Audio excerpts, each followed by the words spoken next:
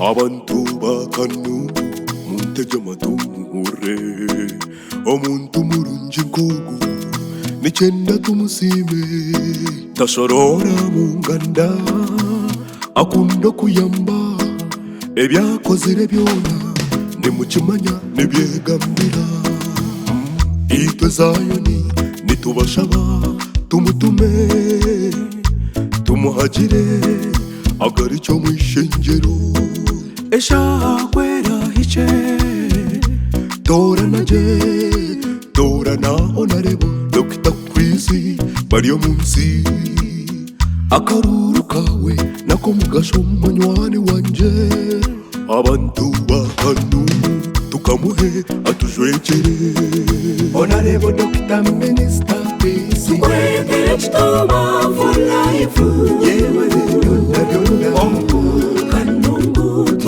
Honorable Dr. Minister Kwisi tukwegere Ekitooma for life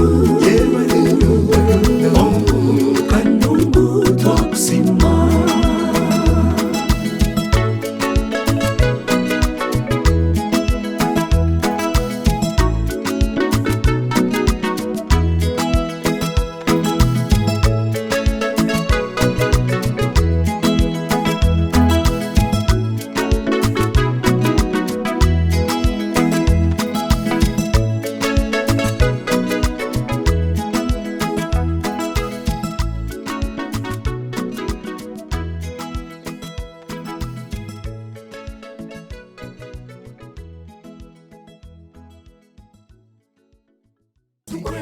Ekitooma for life.